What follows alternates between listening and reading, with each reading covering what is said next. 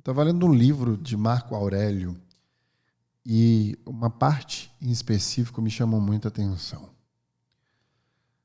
Ele relata que a gente deve, em sua perspectiva estoica, sentir a vontade para responder para as pessoas com clareza e franqueza no que estamos pensando naquele segundo que somos perguntados. Aí eu quero te perguntar, como você se sentiria ou como você se sente quando alguém pergunta para você o que você está pensando neste momento? Muitas vezes a gente fala nada, porque a gente está pensando algo que não tenha relação com aquele momento. Talvez algo que nós não queremos compartilhar, ou algo que tenhamos vergonha de compartilhar, por exemplo.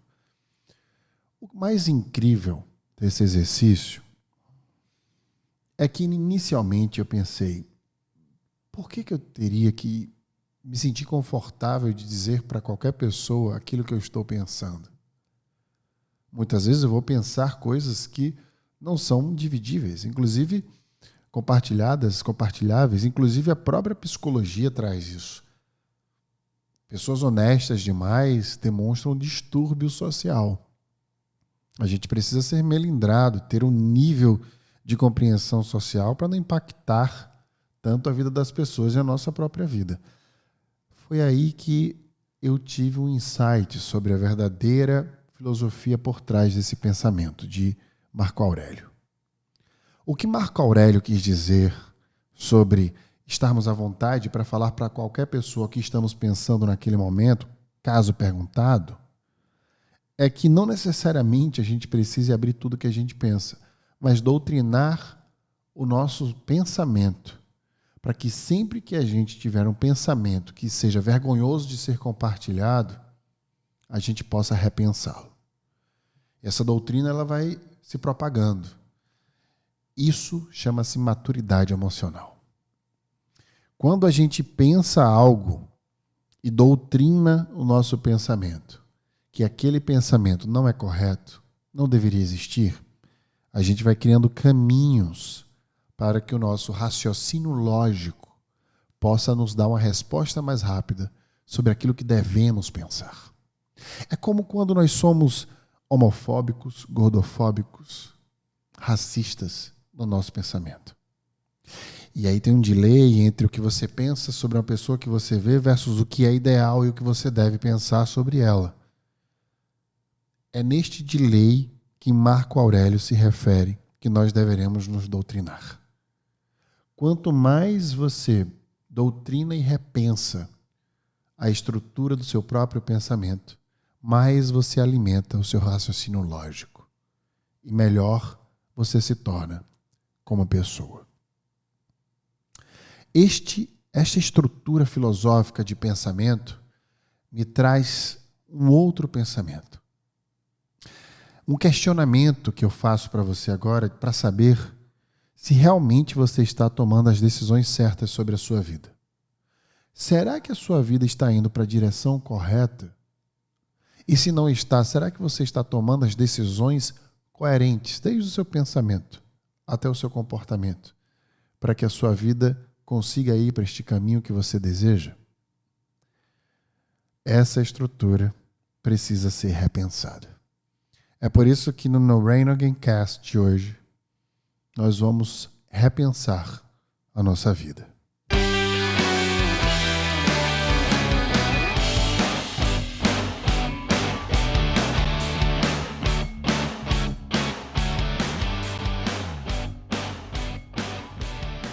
Você já sabe, mas nunca custa relembrar que o No Brain Again Cast é produzido pela Become School e no Instagram você acha a Become School pelo @become.school, escola em inglês.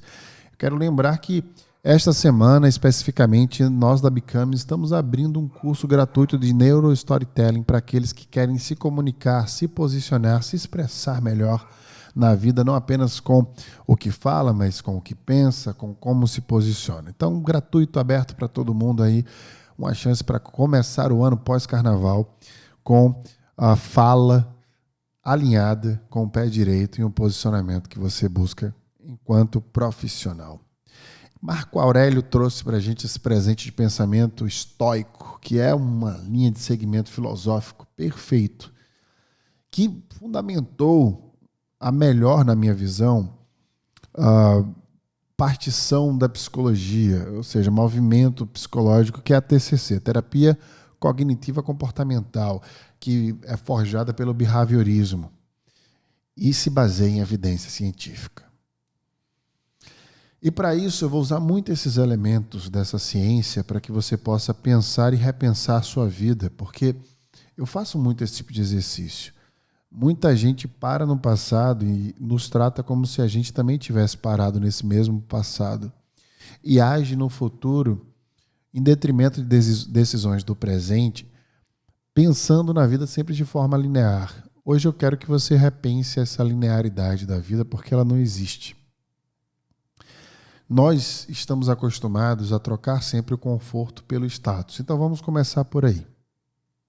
Todo planejamento que a gente faz para conquistar alguma coisa, todo objetivo que a gente tem, ele é doutrinado pelo status social. Eu sempre lembro de amigos que preferem morar em apartamentos minúsculos que não cabem suas coisas em totalidades para poder apenas falar para a sociedade que mora num bairro melhor que um outro, por exemplo. E eu também conheço pessoas que fizeram escolhas de morar em bairros mais afastados ou no interior, por exemplo, para poder morar em casas mais confortáveis, criar animais de estimação e seus filhos num conforto. É óbvio que a gente sabe que para cada pessoa, conforto e status têm métricas diferentes. Mas a gente precisa entender que existe um padrão mundial para existir um conforto e um status. Eu desisti de uma carreira de executivo para ter a carreira que eu tenho hoje, porque eu abri mão de um status internacional, de chegar em qualquer lugar do mundo e falar do nome de uma empresa que é uma das maiores que existe até hoje, para me sentir bem todos os dias com o estilo de vida que eu adotei. Isto não quer dizer que os objetivos que eu tenho, que os anseios que eu busco, e que principalmente o que eu quero para a minha vida foi desacelerado ou não foi alcançado. Eu simplesmente criei caminhos diferentes. E o primeiro exercício que eu fiz foi de reduzir os excessos. Se a gente tirar tudo que a gente deseja e deixar apenas o que a gente precisa, o que é que sobra? Eu falei sobre isso quando eu estava me mudando para o Brasil. Eu preciso parar de viver uma vida de desejos e começar a viver uma vida de deveres. Só que eu fui ensinado, assim como você também, que ter deveres é o mesmo que ter esforço, que é mais difícil. E viver pelo desejo é sempre o caminho mais fácil, porque nós somos seres imediatistas e o neurotransmissor da recompensa, boa e velha dopamina, vai nos fazer tomar decisões que imediatamente nos dê prazer. Isso é um dos grandes vilões que nós temos na nossa cabeça. O primeiro exercício para que você possa repensar a sua vida e ter um impacto positivo em busca do seu objetivo é reduzir os excessos.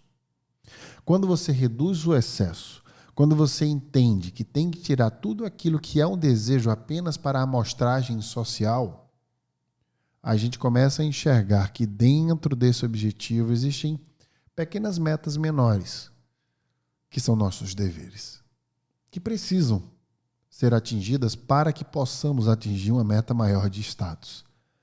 O meu exercício é provocar você a se perguntar: será que não são nestes objetivos que eu devo parar e talvez progredir para uma direção paralela, ao invés de querer progredir para uma direção que me leve a um esforço maior e para um lugar onde nem eu sei onde chegarei?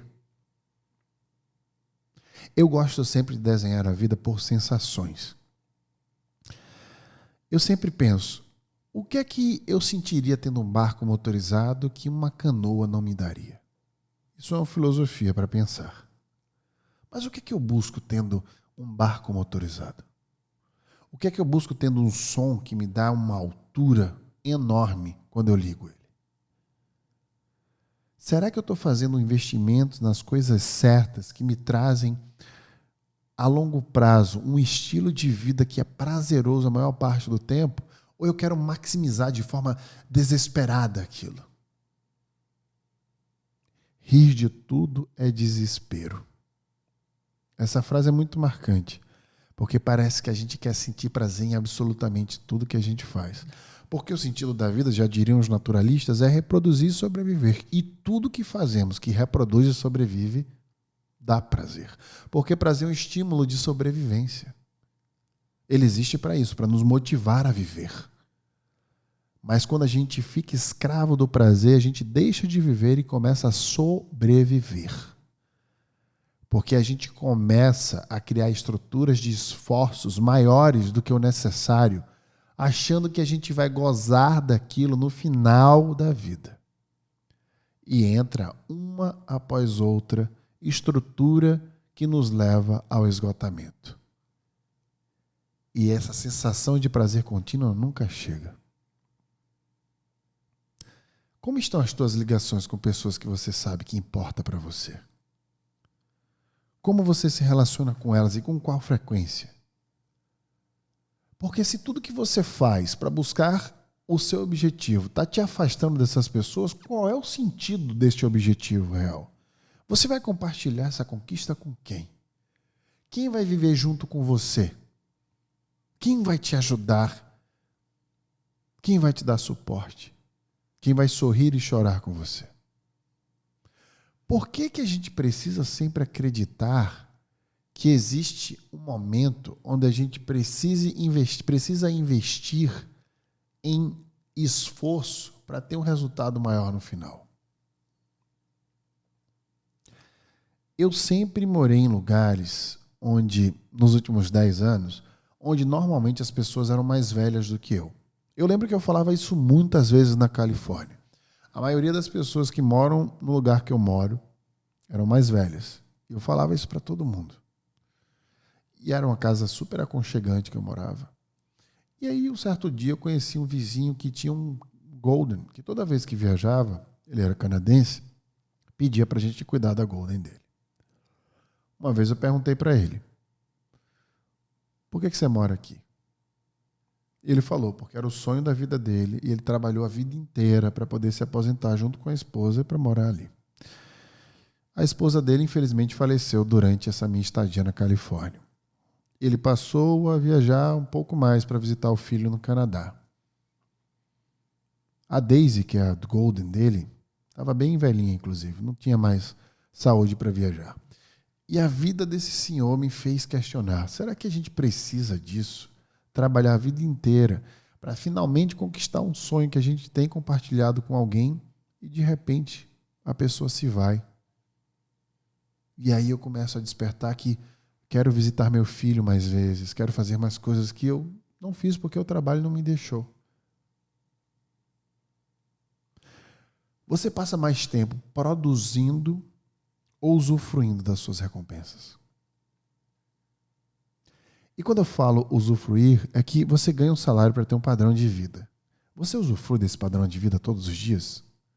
Eu não falo no lugar que você mora, no bairro que você pode pagar, ou no restaurante que você vai. Eu falo de maneira comprida. Quando você olha para trás depois de um ano, você vive suas recompensas com maior intensidade do que o que você produz? Ou você passa a maior parte do seu ano trabalhando para poder pagar essas contas de luxo que você só tem direito a 2 dias na semana? Mais uma vez, eu falei e trago para você repensar. Não existe tempo para ficar investindo nossa vida. Porque investimento a gente faz com coisa. Porque se não der certo, a gente reinventa o processo. Se você acha que o esforço que você está fazendo agora na sua vida é um investimento, você está enganado. Porque qualquer que seja a recompensa que você tenha depois desse tempo de investimento da sua vida, não vai recuperar nenhum tempo que você já perdeu. Não se iluda achando que você tem que passar os próximos 5, 10 anos se matando de trabalhar, se afastando das pessoas que você ama, perdendo saúde mental e física, achando que vai compensar pelo dinheiro, pela estrutura, pelo status, por tudo que você vai acumular depois desse tempo. Isso não é investimento. Você está perdendo. E não se ganha nada quando se perde o que você está perdendo dentro deste período, que é a sua própria vida. A gente não recupera ou multiplica tempo. Então não é um investimento. Não tem como esse tempo, esses 5, 10 anos, 2 anos que seja, de loucura, de acúmulo de trabalho, ser recuperado no futuro. Justamente pelo que eu falei. Tempo não se multiplica, não se recupera. Não é muito melhor você repensar a forma que você se relaciona com a sua vida, com o seu trabalho, com o seu tempo, com as pessoas? E começar a tomar decisões repensando sobre aquilo que você acredita que deveria fazer? E um pouco mais devagar para curtir um pouco mais as coisas que você já tem, as pessoas que já estão do seu lado. Eu estou muito pensativo essa semana, porque eu quero ter cada vez mais uma vida onde eu me afaste do status social e me aproxime mais daquilo que realmente importa para mim. Porque eu sei que isso vai me tornar uma pessoa mais segura, mais preenchida e, portanto, mais feliz a maior parte do tempo.